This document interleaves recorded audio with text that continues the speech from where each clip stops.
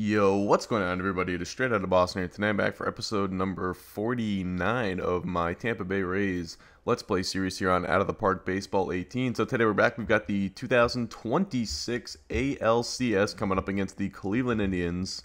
So take a look how we got here. We won the wild card round against the Minnesota Twins 2 episodes ago, and then in the last episode we swept the Houston Astros and knocked them out of the playoffs for the second straight year in the division series. And remember, they knocked us out when we were the number 1 seed in year number 4, I believe it was. And now we've done that to them twice in a row.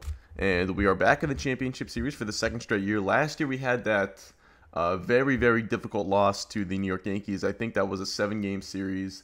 And so much back and forth. Our bullpen really let us down that series. We had a lot of clutch hits, but we just couldn't protect the leads that we had pretty much.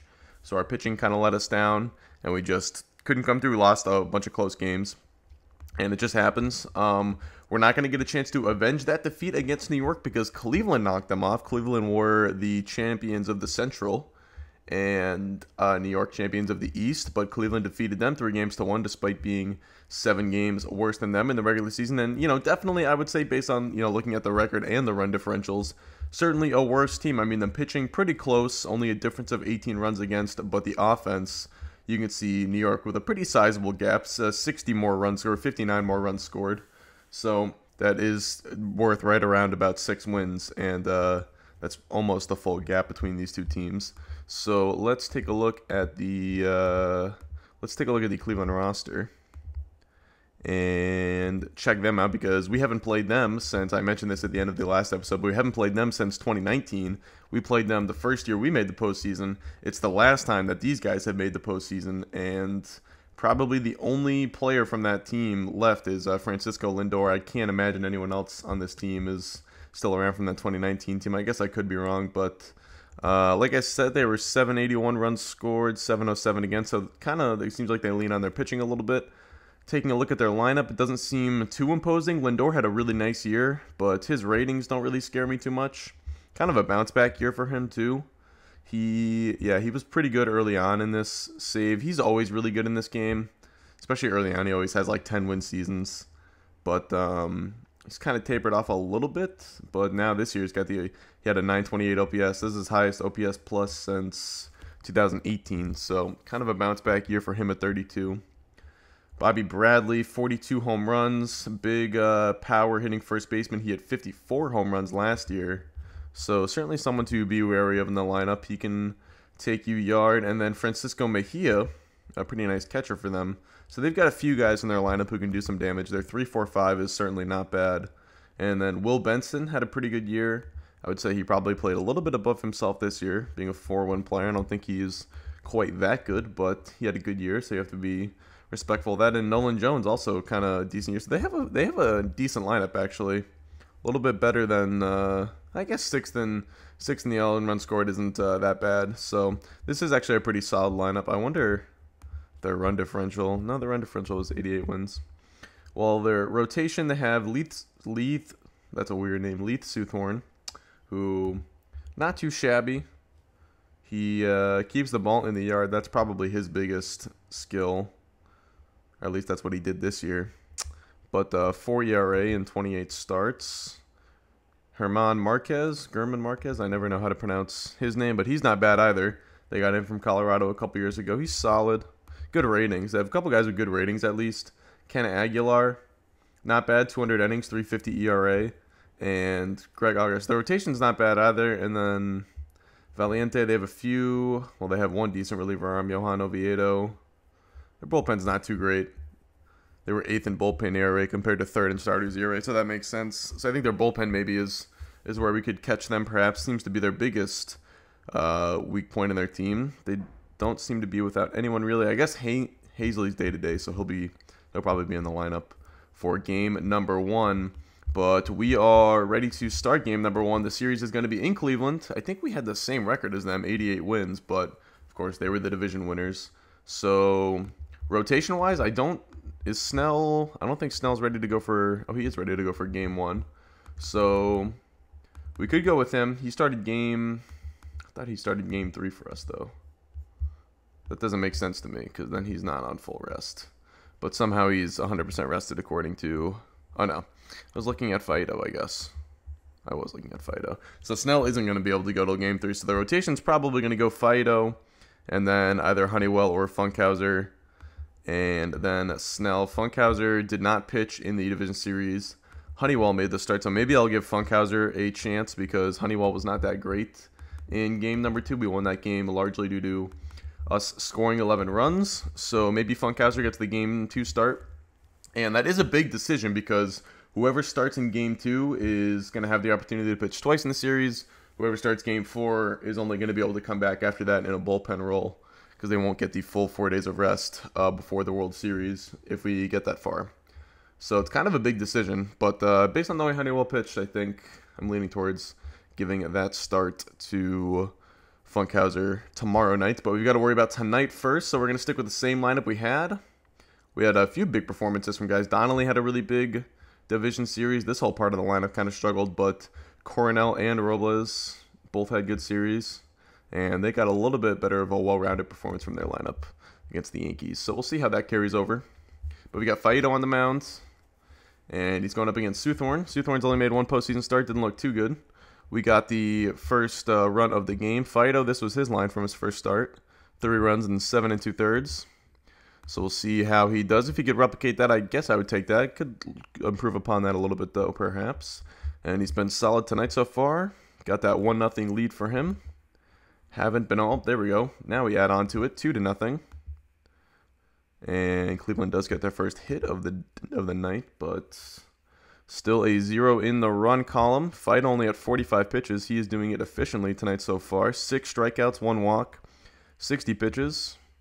And he is through 6 shutout innings now. So he is looking pretty good tonight, as we have got a 2-run lead still here in the bottom of the 7th inning. Let's go to runners in scoring position. It is the middle of their lineup. And, yep, Francisco Mejia just hit an RBI triple with 2 outs, so now it's 2-1. Faito is only at 82 pitches, but I guess we'll get Pint and DeYoung up just in case. It's the 7th inning right now. I think Faito's probably going to be fine to get Benson here. I would hope. That's a ground ball, and that is out number 3. So I'm probably going to leave him in, even though he leads off the inning.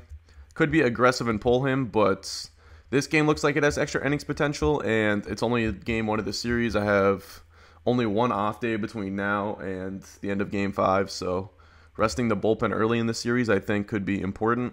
So I think I am just going to let Faito hit and see if we can do something anyway. And I don't think he got the hit there, did he? He had a good series at the plate in the division series, but it had only been 1 game, and yeah, he's 0-for-3 tonight. It looks.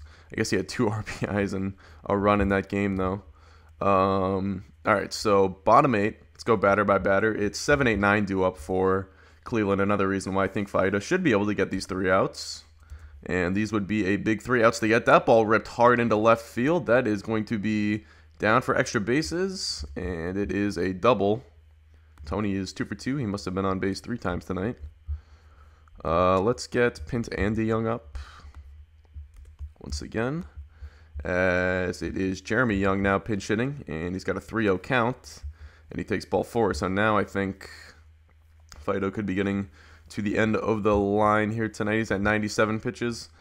Let's use a mound visit here. Some of you guys were telling me to use a mound visit if I want to, says he's got a couple batters left in him, if I want to speed up warming up the relievers. So maybe we'll let him go 1 more. See if we can get Sanchez. That's a ground ball. We get the out at first. There's a sac bunt, I guess. So now 2nd and 3rd with 2 down for Bullard, who's pinch hitting. Do we think Faito can get this guy, or do we go to DeYoung? I say we go to DeYoung right now. Make the aggressive play. See how he can do. Look for a 4-out save. 43 out of 47 in save chances this year. That ball ripped to left, and that's a 3-run homer. Oh, man. That did not work out. 4-2 Cleveland. And DeYoung, oh my goodness, that stinks. All right, now we need a run. Now we need 2 runs. In the 9th, Alfredo Valiente, their closer, is on. We've got a bunch of lefties due up. Correa strikes out swinging. And we are probably going to lose game 1. That stinks, man. Are you serious? Can't believe of all the outcomes, DeYoung gives up a 3-run homer. Look at that win expectancy. Or win probability. Well, it's going to be another one of those ALCSs, I guess. Second straight year. Probably going to lose a bunch of games late. And just going to have to work around it, I guess. All right, let's give Funkhauser the start. Honeywell's been cold. Funkhauser has not pitched in a little while. Do we need to make some lineup changes? Because the offense certainly hasn't done much. Maybe get Mendez out of there. We could go with Cordell Young, even though he didn't really show too much at the plate in his short stint in the majors this year. Ploman, we could definitely substitute. If he's not hitting, he's not really providing much value. Could go with Grossvenner, who he can really only play center. If we put him in center, though, we could put Robles in right field. He's pretty good in right field, so let's do that. And we're going to leave Devers in. I would think about, I do want to get Odor in there, but we don't have a spot for him, really, unless we could move any of these guys to the outfield, but we can't. So if only we had a DH. Guess we can maybe we can be aggressive using Odor as a pinch hitter this game. Think about doing that. But all right, wow, all right, 6-run first. That is how you bounce back from it. Okay, well, Funkhauser not helping us out, but still, that's how you bounce back offensively from a very tough game on loss. Let's see if Funkhauser can hold it down a little bit here. Rough first couple of innings. Can he settle in? Perhaps. Maybe give us 5 or 6. He's given us 5 so far. I think he's retired the last, 9 guys in order almost. 74 pitches so far. Middle of the lineup, though. I'm going to get someone up in the bullpen. I need to be a little bit more aggressive about getting guys up in the bullpen. Some people have just been telling me to take warm-up relievers off, but I don't know. I like to have it on. It's a little bit more realistic that way, I think. Let's see. All right, until runners in scoring position. So first 2 guys reach. Bobby Bradley up now. I'm going to leave him in. This is, I probably should have gone for a mound visit. That's going to be a line out, though. Nice catch by the center fielder. Now let's go to a mound visit. And Funkhauser says he's good, but we have Diaz ready. I'm going to cancel for now. Let him face Mejia. This could be dangerous. And runner going. That is a stolen base, so now it's first and third with 1 out. 3-1 count. Need a double play ball. That's into right field for a base hit. 6-5 now is the score. Runner gets up to third. Now we're going to make a pitching change. So we get Diaz into the game. Someone was telling me I could make the pitching change from this screen too, although I don't remember how to do that, and I don't see how to right now. But either way, Diaz against this former team needs a strikeout or a double play ball here. He's the type of guy who can certainly get a strikeout, though. And he strikes out Benson, just what he needed. Tony now, the 1-1 count. That is caught by Correa. A big catch there, saving a run, preserving the lead. And we are still up 6-5 now. So Diaz threw 12 pitches. We have the off day tomorrow, but we could go to, I think we might stretch out some of our guys here, see if Diaz can get 4 outs, maybe 4 outs from Pint and 4 outs from DeYoung possibly, if we can work it out that way. But let's see how this inning goes. Go till runners in scoring position. Nothing going for us. So Diaz has gotten 2 outs so far. I'm going to get Pint up. Okay, I've decided from now on I'm calling him Riley Pint. That is my final decision on his name. All right, so he is warming up. Diaz faces the first man, Hazley, gets him to ground out. Now it is Anderson up, 2-0 count to him. Second straight 2-0 count, but we get another ground ball. Diaz at 18 pitches. I'm going to leave him in if he can get the guys in order. And nope, that's a base hit. So now I'm probably going to kind of want to give him one more batter, but he's at 20 pitches now. Let's go to a mound visit. He says I'm still going strong. All right, let's let him face one more then. Jones, ground ball, just what we needed. All right, so that was big. I only wanted to get him through that inning if possible, just so that if his spot comes up in the lineup, like if I had brought Pint in now, I would have probably had to think about double switching for one of these 5 guys if I wanted to throw him back out there for the 8th, or else I kind of would have been in a tough spot for the bullpen. So that was actually really big that we got that out from Diaz. Now we can sit down Pint for now. But I'm going to go batter by batter and see if the pitcher spot comes up. They're throwing Sam Mercier. I could pinch hit here. But no, Grossvenor with his 2nd hit of the night. And he... Oh, wow. He had a grand slam earlier. Oh, wow. And that was his 2nd hit. And that was off a lefty. A nice little single the other way. That's going to be a double play. So immediately there are 2 down. Let's get Pint back up. And even if this man gets out, Donnelly gets out, it's a lot easier to double switch with the pitcher leading off the next inning, because you can pretty much double switch for anyone, as opposed to having to double switch with Grossvenor leading off the next inning. So we are going to go to Pint and hope that he can get 3 outs, but if he can't, I will not be afraid to throw DeYoung in there. And let's see, he's dealing with the 3-4-5. Lindor leading things off. And he did have 30 home runs this season, I believe. So certainly a man who can go yard, but he strikes out looking. Bradley, we know, can certainly go yard. He had 42 home runs, and he takes ball 4 there. Now Mejia up with a man on and a man down. That ball flown to right, but it should be playable, and it is for out number 2. And it's Will Benson up next. 2-2 count to him. He strikes out swinging, so Pint gets through the 8th. We take a 1-run lead into the 9th. And I really, really, really just want Stan DeYoung to not blow the game again.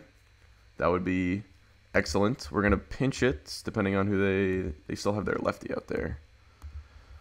So I don't know if they're going to keep him in there because he's thrown like 30 pitches. So I'm just going to use Odor because I want to use him. I don't care if Mercier's still on the mound. And he strikes out swinging. So now I'm just going to put DeYoung in. So I don't have to worry about doing it in between innings. And nothing going there. We did get 1 hit. So DeYoung has got to get 7, 8, 9 in the lineup. He blew the save last night, even though 2 of those runs were not his. And it is Jack Toney leading it off. That is hit well to right. A nice catch by Robles. There we go. The defensive outfield with Grossvenor, the better defensive line with Grossvenor in center and Robles in right, showing or paying off a little bit here tonight. There's strike 3 on Hazley. Now 2 down for Jeremy Young, who is pinch hitting. He strikes out swinging, and the Rays bounce back. We take Game 2, a big bounce back win after a very tough loss in Game 1. Grossvenor comes through with a huge night, made a grand slam, or hit a grand slam, and had 2 hits. Did leave 3 guys on base, but still, the grand slam. Take that, and he's probably going to start again in game number 3. But that was a big bounce back win. We took the split, which is, you know, all you really want when you start the series in the opposing city. So now we've got Snell on the mound in game 3. I'm gonna do the same thing. Nope. Whoops. Let's get him in center field and Robles in right, and Bowers in left, with Plowman on the bench for. Do we want to start Cordell Young again? Is the question. He was 0-for-3 with a walk. Let's go back to Juan Mendez. Do they have a righty or a lefty on the mound? They have a lefty, actually, so we are going to go with Cordell Young. I guess I'll just go with a platoon role with these 2 for the rest of the playoffs. Let's move Grossvenor up 1 more spot. Devers has gotten a little bit hotter the last couple games, I guess, which is nice. The OPS is climbing. The postseason OPS, that is. All right, so Snell on the mound. He's made 2 postseason starts. I think he's thrown 15 innings and only allowed 1 run so far. And this is what he's been. He's been our ace in the postseason the last couple of years and in the regular season. And let's see if he can continue it. Struggling a little bit so far tonight, but we've got his back so far as well. The offense scoring 2 runs. That must have been a 2-run homer, I would think. Yep, from Josh Grossvenor. This man is just on fire. Guy who I literally only called up, not even because I liked his overall ratings, but only because he was like our best hitter in AAA. And I just needed another outfielder when guys were getting hurt in the regular season. And now he's playing a big role for us in the postseason after not performing too badly all year. Snell struggling a little bit, though, tonight. Let's see if he can settle in. Nope, 5 runs allowed so far. How many pitches is he at? 96. So we're gonna take him out. They've got their lefty Aguilar still on the mound, so we'll pinch it with Plowman. And we will warm up Edwin Diaz, perhaps, or we could go Andy Schrader. Have I used Schrader in the playoffs yet? He threw 1 inning against Houston. He's the type of guy who could go multiple innings, which I kind of like maybe if he could throw the 6th and 7th. But let's see, Donnelly leading things off against the lefty Aguilar. Probably should just go till runners in scoring position, not waste the time. So let's go Schrader. See what he can do. Now, can we get anything going to try and come back in this game? Nothing there. Schrader gives us another scoreless inning, so that's pretty much all I wanted out of him. 31 pitches. We will get maybe Kyle Freeland up next, since we're still down. And yeah, we have games in 3 straight days, so if I have to, I might try to take the opportunity to rest DeYoung and Pint if we are out of this game. If it's still a 3-run gap, if we get it to 1 or 2 maybe, as Dunn hits one well to left. That ball back and gone. A solo home run for Cordell Dunn. His first hit of the postseason, and it's a big one now. That makes it 5-3. So Mike Donnelly up next. He is putting up an 0 for tonight, I would assume, against a lefty. Probably shouldn't be playing against a lefty, but we don't really have a right-handed infield option. And I'm leaving Schrader in the game. Whoops. That was a mistake. Okay, well, probably weren't going to do anything that inning anyway. Let's still put Freeland in. See what he can do against 5, 6, 7 in this lineup. Facing Mejia. And Freeland was pretty good for us after we picked him up midseason, coming out of the bullpen as one of our only lefties. Now he's got Joe Toney with 2 outs. That ball flown to shallow center. Grosvenor coming on. He makes the play for the 3rd and final out. So we are down by a pair. We've got 6 outs left to mount a rally. Top of the lineup due up. And Freeland only threw 9 pitches that inning. So if it's still a 2-run gap, I'll probably leave him in. If we get it to 1, maybe I'll go to DeYoung. And that is a slow ground ball. Robles is out for out number 1. Bauer's now facing a lefty. That's going to be a ground out. Coronel. See if he can put a big swing in here. That ball hit to center, but it is going to be caught by the center fielders. So out number 3, 1, 2, 3. Down go the Rays. Sanchez, a little banged up coming out the field. He's okay. Freeland back up for his 2nd inning of work. He's got 8, 9, 1 due up from the Cleveland lineup. And that's going to be an infield hit. Now Brian Anderson pinch hitting. Bunt missed. I'm going to get someone up in the bullpen just in case. Let's get DeYoung up. Yeah, let's get DeYoung up if we have to use him for a couple outs perhaps. That is a bunt. Oh, did we get the double play? Or did we not get the man at first? We did get the double play. Wow. A double play and a bunt. Didn't know they did that in this game. And Freeland strikes out the next man. So 2 shutout innings from Freeland as he pitched very well. Now I'm going to rest DeYoung. And let's go batter by batter. We need to mount a 2-run rally here in the 9th. Correa leading things off. He hits one well to right center field. That's going to get down and go for extra bases. Correa into second base with a leadoff double. That will bring the tying run to the plate. We do have a bunch of lefties due up here against their lefty, Valiente. So maybe not the best matchups for us, but Devers, lefty on lefty, he smashes one to right center. That's going to get down for extra bases. Is he going to get to 3rd? No, he will stop at 2nd. It's an RBI double, and the Rays are within 1. Now it is Grosvenor's turn. He has shown he can hit lefties a little bit in this series. So I'm going to let him hit away, not going to bunt. Some people don't. Some people, I know there's a general campaign against bunting. I actually think bunting with a guy on 2nd with no outs isn't bad because I think it increases your expectancy of scoring just 1 run, and that's what we're playing for right now. We need to do everything we can to get this guy in. But I'm going to let Grosvenor hit, see if he can come through, and he strikes out swinging. So Cordell Dunn now. This is a really shaky part of the lineup coming up. Dunn. We're going to let him face. It is a lefty. I want to pinch hit with somebody, but I'm going to let him face the lefty. He slaps it into left field for a base hit. Runner coming around, and the game is tied. Cordell Dunn comes through, and we tie the game in the 9th. 2 runs come across, and game 3 is all knotted up at 5. DeYoung will start warming up again in the bullpen as Freeland's spot in the lineup is almost up. Connolly has been struggling a lot. I am going to go to the pinch hitter here with Rougned Odor because Connolly has just really been struggling. I know it's lefty on lefty, but we'll see if he can do something. That ball hits a second, and that is going to be an inning-ending double play. So that was not the best of ideas, I suppose. Let's put Odor at second base and Devers at third. Devers still better at third base than he is at second. And we're going to put DeYoung in the game. And he got the save last night. Let's see if he can continue that momentum. As yes, we all know that he's had a very fine season.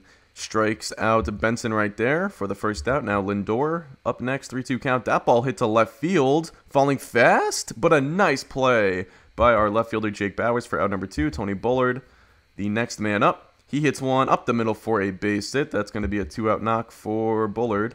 That'll put a man on for Mejia. And he hits one to left field. Bauers coming on, and he makes the play. That is the third and final out. So DeYoung, I think that is all I'm going to ask of him tonight. Don't want to push him to, yeah, he's already thrown 19 pitches. His spot's also due up in the lineup next. And like I said, we have games the next 2 days, no matter what in this series, because neither team's going to get swept. So we want to conserve our guys if possible. We really don't have good pinch hitters, unfortunately. We'll go with Ramiro Rodriguez, I suppose, unless they still have Valiente in there. Feel like, can I ask them to take a pitch? Yep, they're still going with Valiente. So, all right, I'm going to pinch hit, even though it's mid-at-bat already. I'm going to go pinch hit with Coca. Kind of can't believe they're leaving Valiente in. This is like if they don't win this game, they're kind of going all in to win this game, leaving Valiente in this long, and now he's already tired. So this is kind of I'm not so sure about this, but it looks like he is going to get the first 2 outs of the inning, and now they go to Mercier, another lefty, to face Bauers. But Bauers is a 3-0 count here. I think he'll be taking, but if he swung with 2 outs, I wouldn't be too opposed. But he walks. Now Coronel up next. He's got a good matchup against the lefty here. Let's see if he can drive one. That is going to be ball 4. It was a 3-2 count, but I would stay away from him there. Does put the winning run in scoring position and gives Correa a chance against the lefty. Surprised they don't have a righty up in the pen, but it might be pretty expended by now. That ball hit to center, but it is caught, and the inning is over. Correa, a little unlucky there, hit the ball hard, but could not find a place to get it down, and that will end off the inning. So let's go to Pint for the 11th, as he is facing 6, 7, 8 in their lineup, or due to face 6, 7, 8. As it's Jeremy Young up, he strikes out on 3 pitches. Now the next man, Joe Tony. That ball popped up on the infield, and that's going to drop. Okay. Guess that was a blooper or a Baltimore chop or something. I have no idea. Now the runner goes. He steals second. So go ahead run in scoring position for the Indians. Hazley, he strikes out. 2 down. Now Bobby Bradley pinch hitting. This is not the matchup I love. Freeland's kind of... he already pitched. I forget that's the same game as the one he pitched to innings. Feels like it was a while ago. We don't really have... I don't want to go to Melitakis, so we're going to let Pint face Bobby Bradley with a man on and 2 down, and he strikes out looking. So Pint gets through the 11th. Actually, his spot's probably going to be due up in the lineup, but if it doesn't come up, I might ask him to get through the 12th.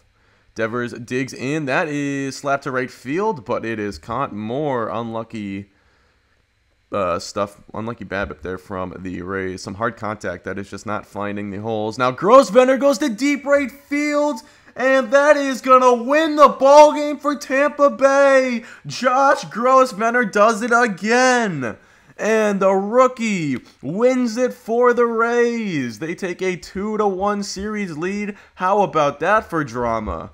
Josh Grosvenor earning a place in the hearts of Rays fans everywhere. I guess there aren't Rays fans everywhere, I suppose, but... And on the National League, we already see Cincinnati has swept Chicago, so that series is already over. They're going to face the winner of this series.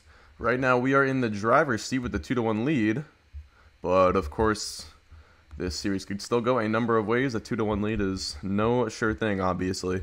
So, Grosvenor, we've certainly got to get him back in the lineup. I mean, how could we possibly sit him now? Playing in center field, Robles in right.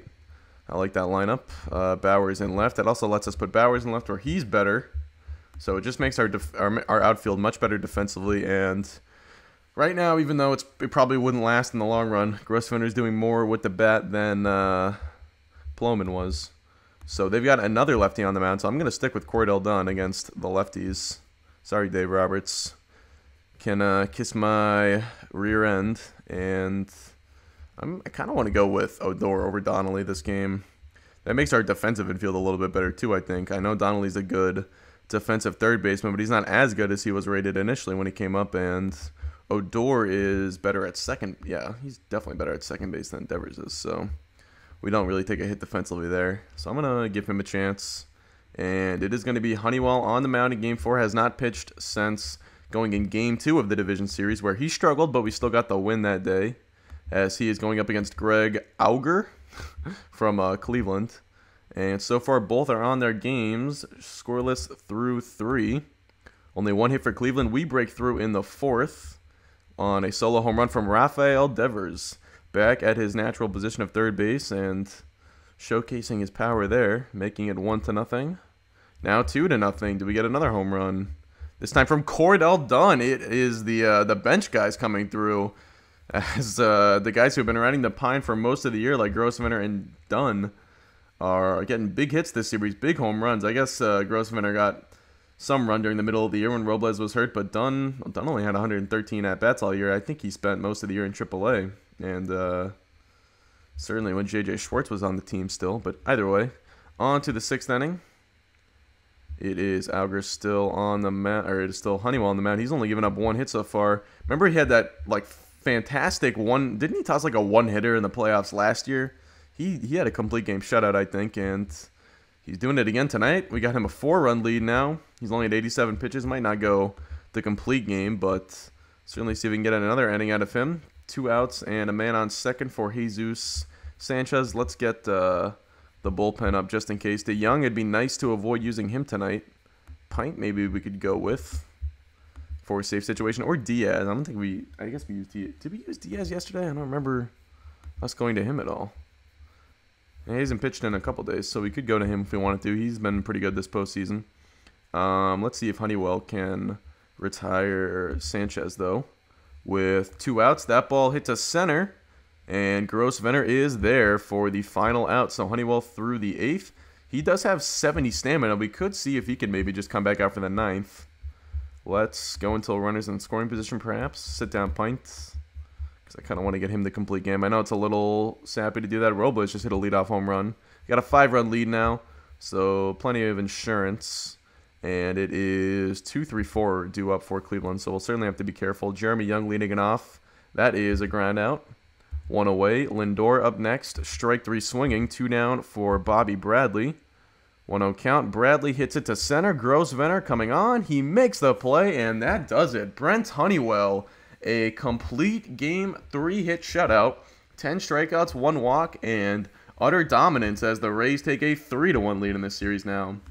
As he came through when we needed it. That is obviously a 3-1, a lot different than 2-2. That some people say like the difference between 2-1 and being down 1-2 is big, but honestly, like that game 4 swing is even bigger because the difference between being down 3-1 and being tied at 2-2 is huge.